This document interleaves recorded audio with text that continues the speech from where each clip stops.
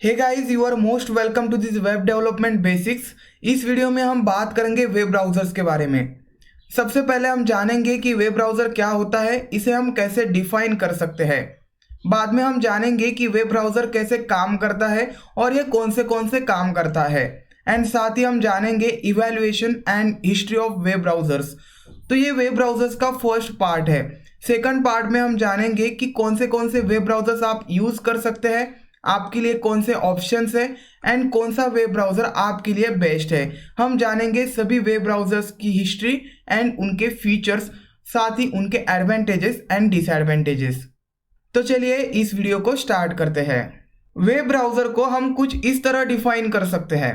तो web browser एक software program होता है जिसका यूज़ करके हम एक्सेस करते हैं information present on world wide web.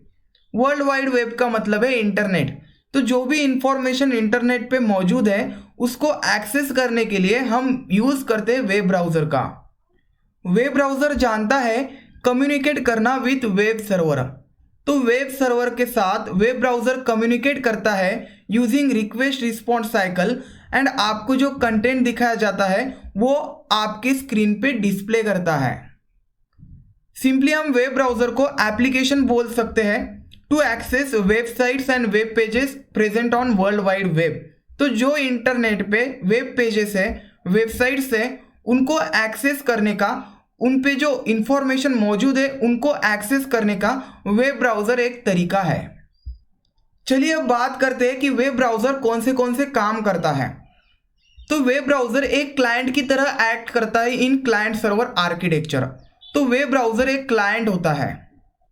तो जब भी आपको इंटरनेट पे सर्फिंग करना होता है तो आप जाते हैं वेब ब्राउज़र पे।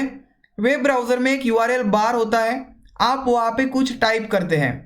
तो वेब ब्राउज़र क्या करता है, एक रिक्वेस्ट जनरेट करता है, उसे हम बोलते हैं HTTP रिक्वेस्ट। एंड उस HTTP रिक्वेस्ट को सेंड किया जाता है to web server. Web server उस HTTP रिक्वेस्ट को प्रोसेस करता है एंड उन्हें सेंड कर देता है अपने वेब ब्राउज़र के पास as a HTTP response. And हमारा जो वेब ब्राउज़र है उन वेब पेजेस को हमारे स्क्रीन पे डिस्प्ले करता है। तो इस तरह काम करता है वेब ब्राउज़र। चलिए अब बात करते हैं हिस्ट्री ऑफ वेब ब्राउज़र। तो वेब ब्राउज़र का आविष्कार किया था इस ब्रिलियंट इंसान ने। इनका नाम था टिम बर्नर्स-ली। इन्होंने 1990 में फर्स्ट वेब ब्राउज़र क्रिएट किया था एंड उसका नाम उन्होंने रखा था वर्ल्ड वाइड वेब। बाद में उन्होंने इसका नाम चेंज किया और उसका नाम रख दिया नेक्सस। तो जो फर्स्ट वेब ब्राउज़र था वो था वर्ल्ड वाइड वेब, जो आया था 1990 में। Evolution of web browsers. 1990 में फर्स्ट वेब ब्राउज़र निकल कर आ गया जिसका नाम था वर्ल्ड वाइड वेब। उसका जो कंटेंट था वो बहुत ही सिंपल था एंड वो पूरा टेक्स्ट बेसिस पे था।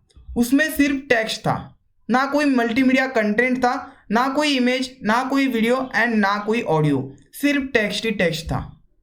बट इन 1993 मोज़ाइक नाम का एक वेब ब्राउज़र निकल कर आ गया और इसमें था ग्राफिक्स, इसमें थे मल्टीमीडिया कंटेंट्स।